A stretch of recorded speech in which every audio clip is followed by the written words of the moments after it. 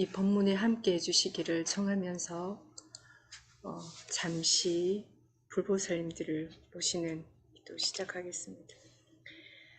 정종법신 비로자나불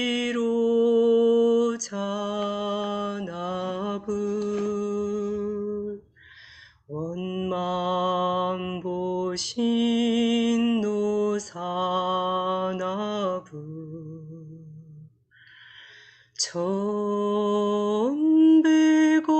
천백억과신 서가모니불 당내하생 미륵존불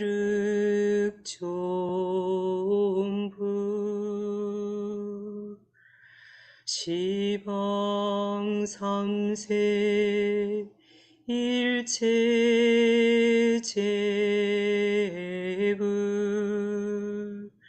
시방삼세 일체존법 대지문수 사리보사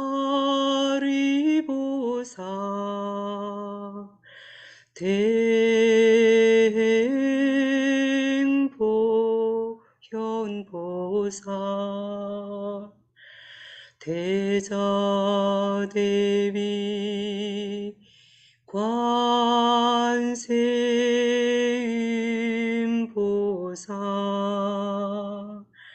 대원본존지장보살 제존보살 마사 나무아미타불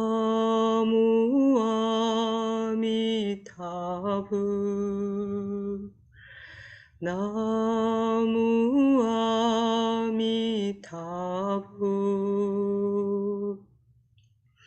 나무아미타불.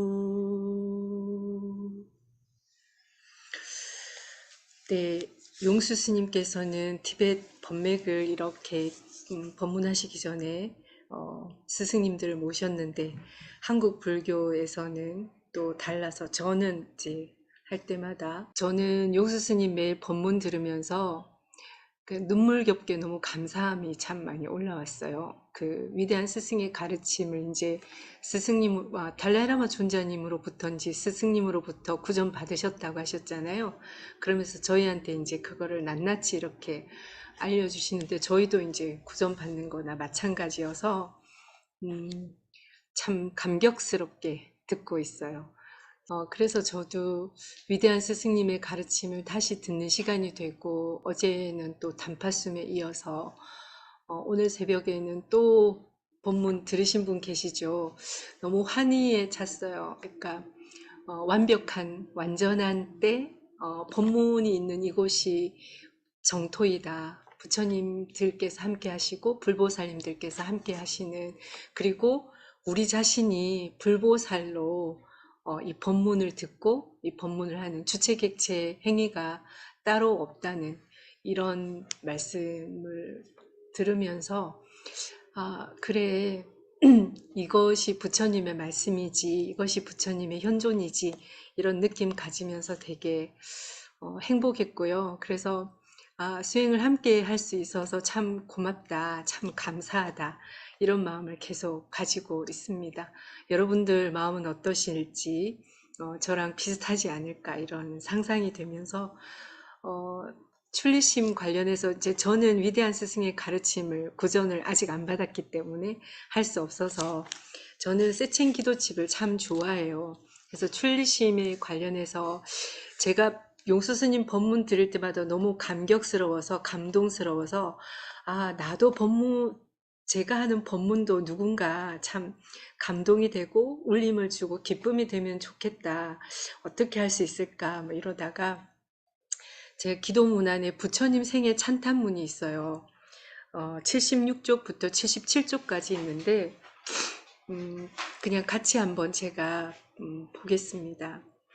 인간 중에 가장 고귀한 존재로 태어나셔서 부처님은 땅 위에서 7걸음을 떼시고 나는 세상의 지존이다 라고 말씀하셨습니다.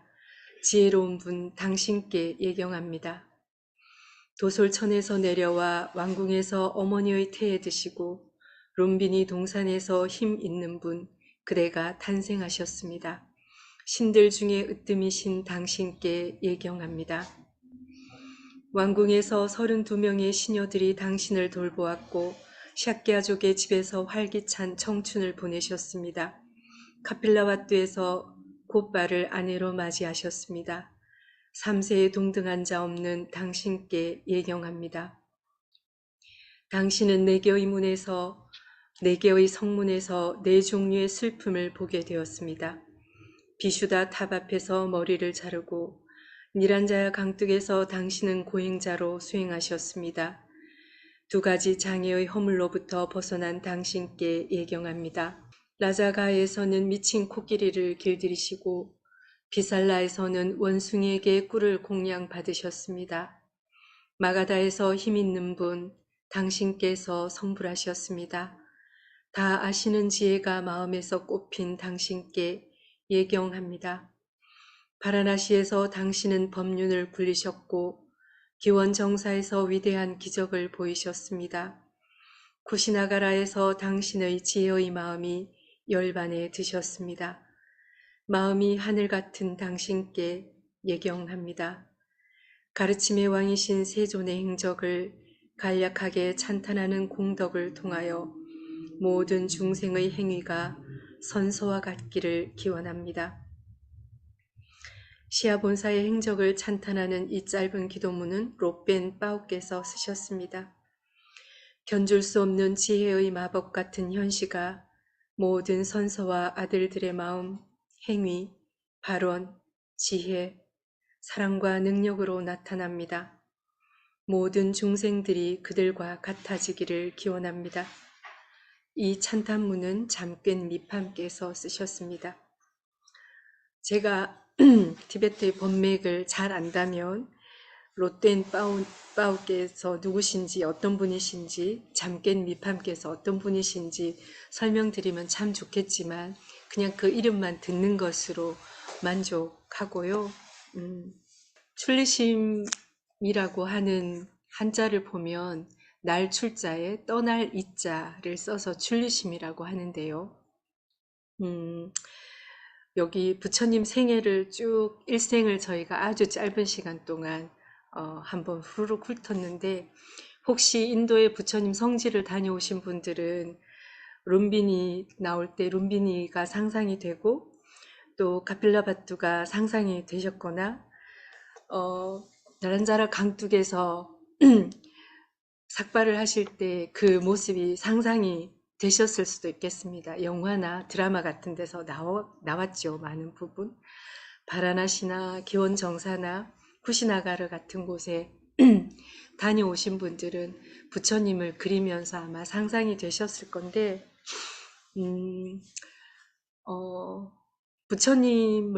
우리는 부처님의 제자라서 부처님이 가신 길을 따르려고 이 길을 나서신 거잖아요.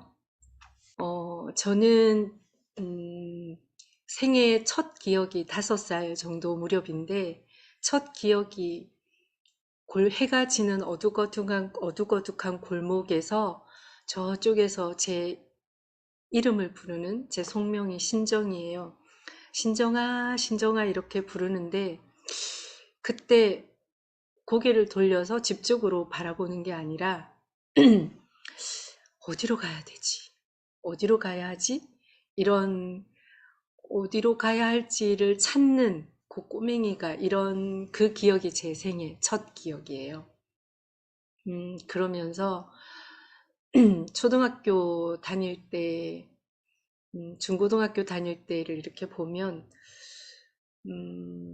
저는 4대째 개신교 집안에서 태어났어요.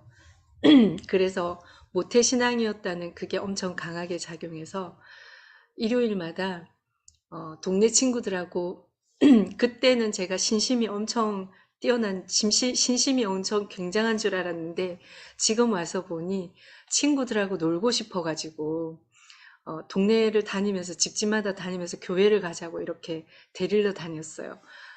전도를 한다는 그런 뜻이었는데 지금 알고 보니 아, 친구들하고 놀고 싶어가지고 교회를 가자고 했구나. 이게 알게 되었어요. 그것도 저는 어떤 면에서는 출리가 아닐까. 집을 나오는 거잖아요. 놀고 싶어서. 음, 부처님은 그 네 가지 성문, 북문, 동문, 남문, 북문이라고 하는 곳에서 각각의 생로병사의 어떤 고통의 장면을 목격을 하셨을 때 그 슬픔을 여기 우리 기도문에는 슬픔을 보게 되었다. 인간 세상의 이 지구별의 아픔, 고통의 현장을 목격하셨다. 어, 저도 그렇게 열심히 교회를 다녔지만 교회에서 배운 가르침이랑 교회 지도자들이 사는 게 너무 다른 거예요. 그 어린 마음에 말은 그렇게 했는데 왜 삶이 그렇지 않지? 신앙과 현실의, 신심과 현실의 간극에 대한 질문이 엄청 많이 있다가, 음, 20살쯤에는 가톨릭으로 개종을 했어요. 어, 개신교에서 떠났죠. 왜? 가톨릭에는 너무나 아름답게 사신 분이 너무 많은 거예요. 한 생을 이 지구별의 유일회적인 이 삶을 그냥 세상과 신을 위해서 봉사하겠다, 헌신하겠다. 그렇게 수도자로 뛰어든 삶이 너무나 아름다웠기 때문에 그 삶이 이 지구별의 온 목적일지 모른다. 아직 못 찾았지만 그런 이상을 가지고 또 천주교를 가서 수도 생활을 꿈꿨죠.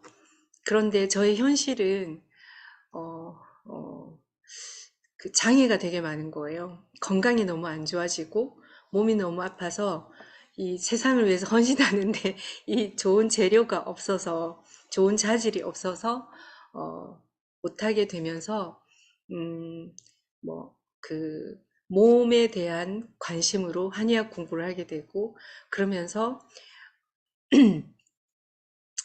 결국에는 심리치료를 공부하게 됐어요. 심리치료를 공부하면서 아, 이 내가 알고 있었던 그 세상의 이치가 어, 그 신과 피조물, 창조주와 피조물 또는 선과 악 이런 이분법으로 이렇게 나누어진 것에 되게 갑갑함이 있었는데 꼭 그렇지 않을 수도 있겠다. 음양이 있지만 오행이 있다. 이 그 우리 우주의 이치에는 그러면서 어, 그 한 2002년도 12월에 제가 티베트 스님이랑 한국 스님이랑 어떤 보살님이랑 함께 인도를 여행하는 기회를 얻게 됐어요.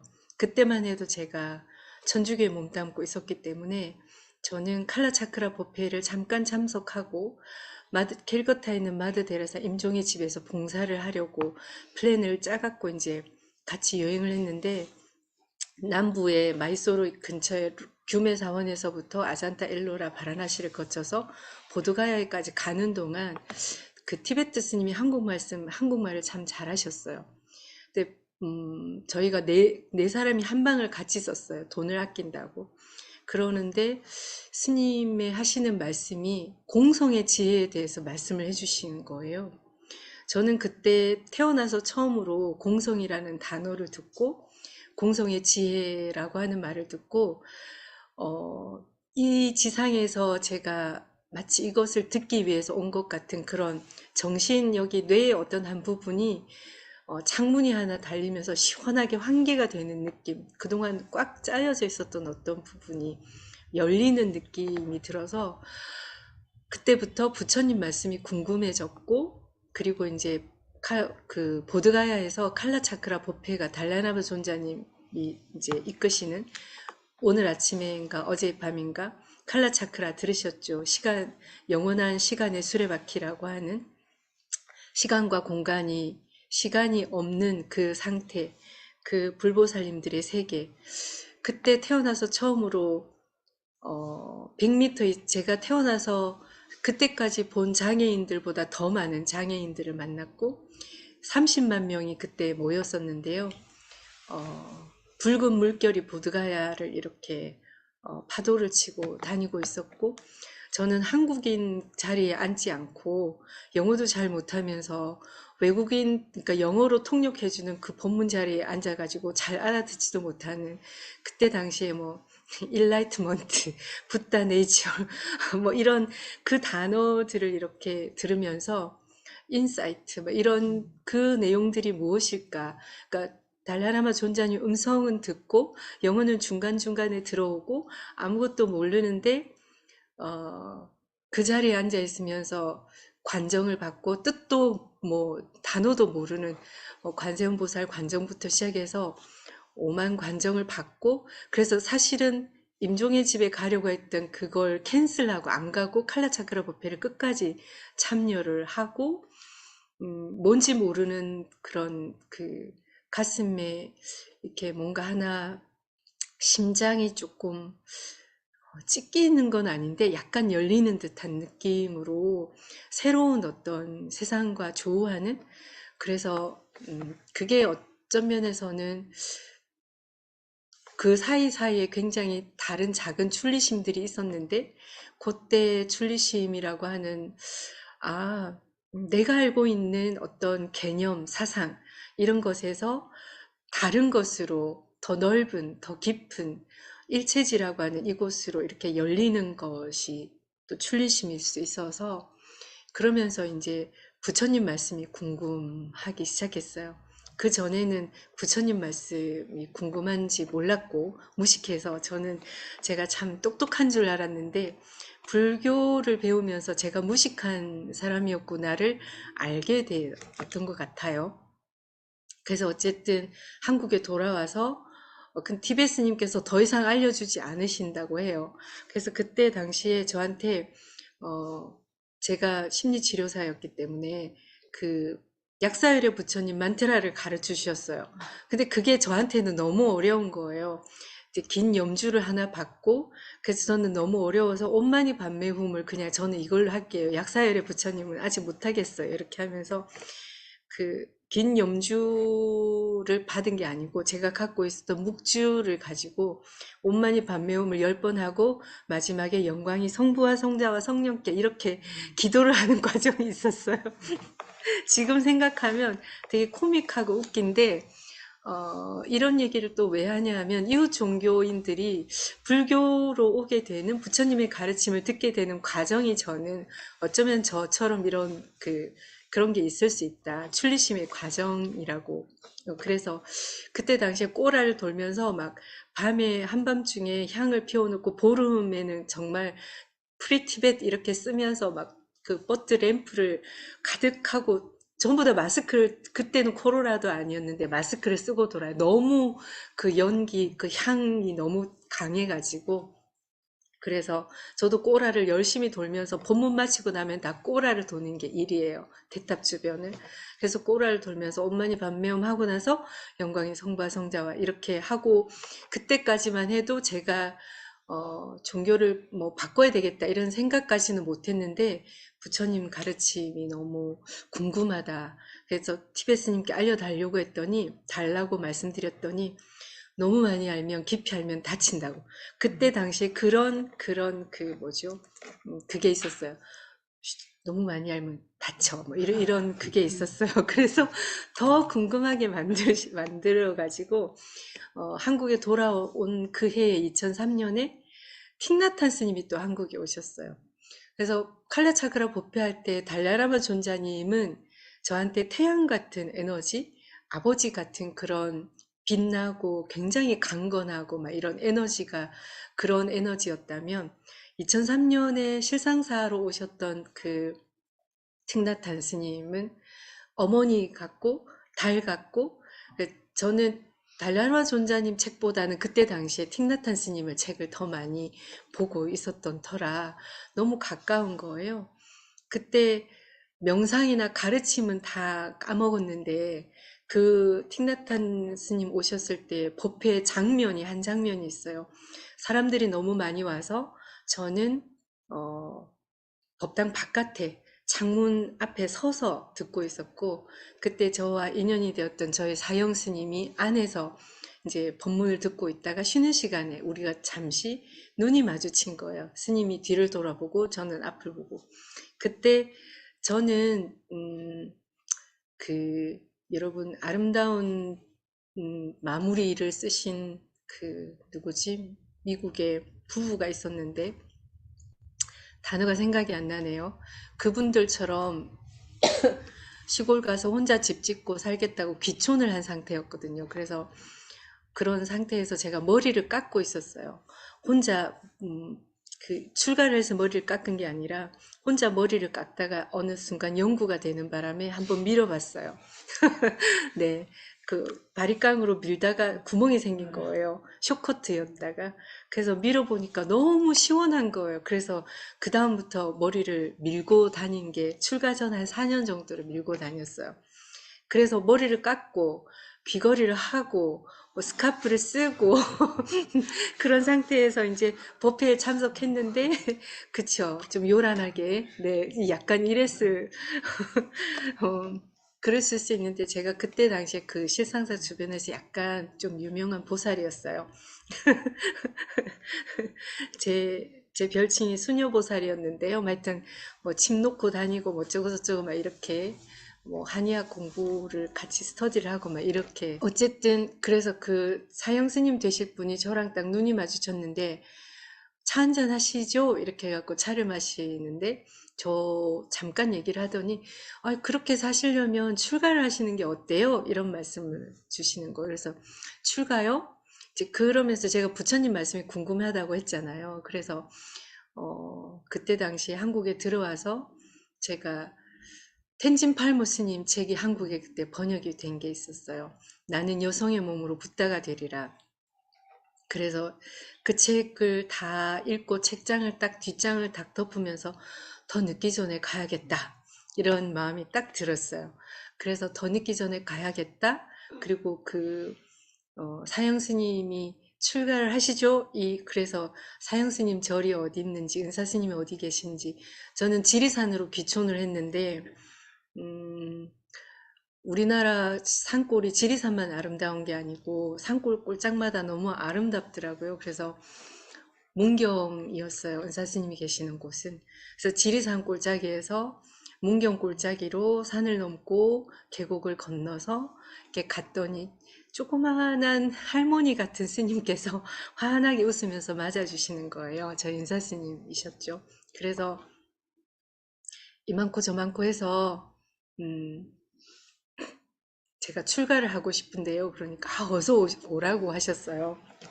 근데 그때 그 해에 한국에서 서울에서 세계 여성 불자 대회가 열리게 돼 있었어요. 8월에 샤카디타. 근데 텐진 팔무스님께서 그때 오신다는 정보가 있었어요. 그래서 제가 그때가 이제 제가 그 샤카디타를 하고 출가를 할까요? 아니면 미리 오면 샤카디타를 보내주시겠어요? 이렇게 딜을 했더니 은사스님께서 샤카디타에 보내주시겠다고. 그래서 저는 행자복을 입고 샤카디타를 참여를 했어요. 샤카디타가. 그래서 텐진팔무 스님을 배웠죠. 그 출가를. 그래서 이제 그 산골에 가서 출가를 하게 되었는데요. 제가 이렇게 길게 얘기한 거는 그냥 그랬는데 제가 이제 종교적인 전통이 다르다 보니 저는 반야신경도 못 외우고 출가를 했거든요. 그래서 반야신경, 그러니까 그 절집의 용어를 배우는데 승가대 4년을 다 썼어요. 4학년 졸업할 때쯤 되니까 이제 불교 용어가 좀 저한테 들어오고 좀 괜찮다. 그때까지만 해도 불교 용어를 좀 쉽게 그냥 일반인들이 알아들을 수 있게 하는 것으로 좀 쓰면 좋겠다 이런 간절한 바람이 있었어요. 그래서 근데 이제 티베트 불교가 지금에서는 티베트 불교를 보면 지금 우리 현대인들이 좀 알아듣기 쉽게 그래서 제가 세칭 기도집도 좋아하는 것 같아요.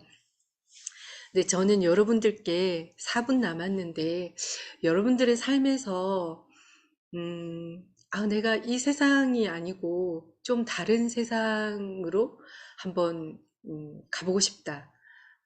아니면 여러분들이 갖고 있던 어떤 개념, 가치, 관념 이런 어떤 것에서 새로운 부처님의 사상, 부처님의 불법을 내가 만나게 되면서 불법의 문중으로 들어오게 됐을 때의 마음, 그쵸? 이것이 다 출리심일 수 있어요.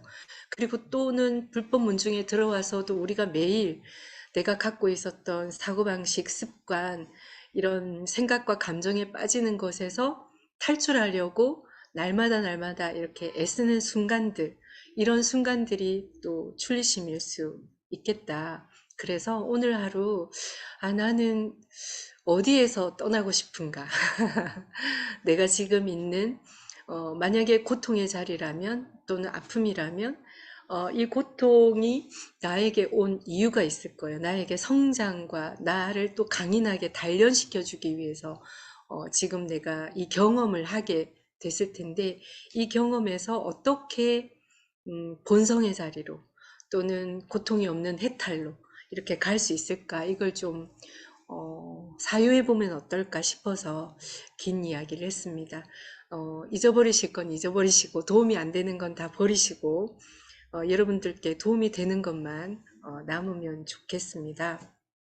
음, 네, 그래서 다시 한번 함께 수행해서 좋다는 말씀을 여러분들의 덕분에 함께 100일을 꾸준하게 할 수 있을 것 같고 여러분 서로 사람 인자가 이렇게 기대는 거잖아요. 서로 받쳐주고 서로 기대고 이렇게 해서 수행을 이어나갔으면 좋겠습니다. 다음 주 월요일 날 또 뵙고요. 함께 회양 기도하면서 마치도록 하겠습니다.